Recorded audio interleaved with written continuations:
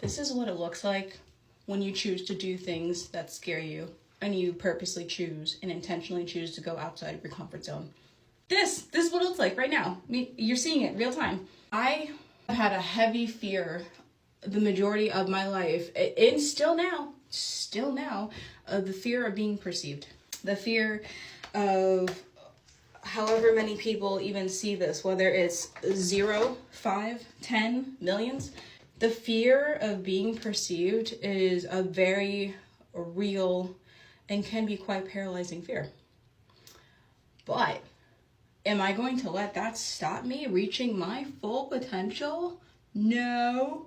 Am I going to let that hinder the opportunities that could come my way just because, like, I don't want to risk mean people coming to me and saying mean things, or have someone project onto me their limiting beliefs or whatever have you? What the fuck? No. That doesn't mean the shit's easy. That doesn't mean that stepping outside your comfort zone is immediately easy. It becomes easier the more you practice it. What was that? I swear to God, I heard something. Anyway, it becomes easier. It really does. And I'm actually done with my skincare routine, so I have nothing else to do right now, so I'm just going to talk to you. It really does become easier because, case in point, I used to... I used to have a severe, crippling... that always happens. I'm so sorry. You think I've learned my lesson by now.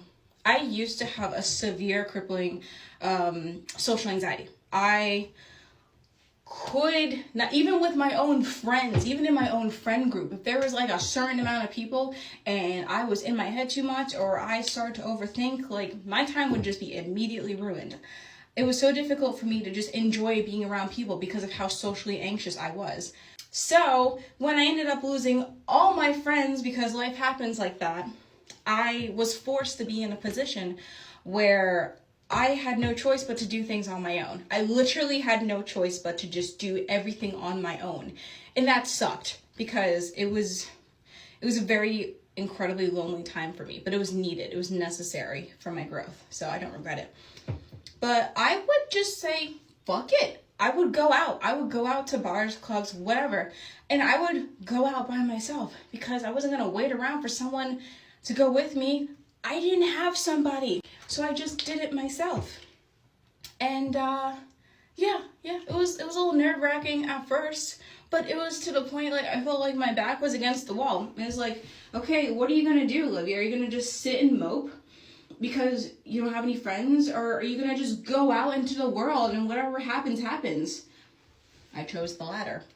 And it led to a lot of fun experiences. Going out by yourself is a lot of fun. And I've only had like a handful of people be like, why are you out by yourself? That's weird.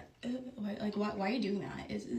And like those honestly were the people that were like super projecty. So like I don't even take that personally anymore. There's so much power and strength in just doing things on your own, enjoying your own company, being your own person. There's so much power and strength to that. And I think people need to talk about that more, because I used to be like the poster child for FOMO. I used to like feel so left out when I wouldn't get invited to things.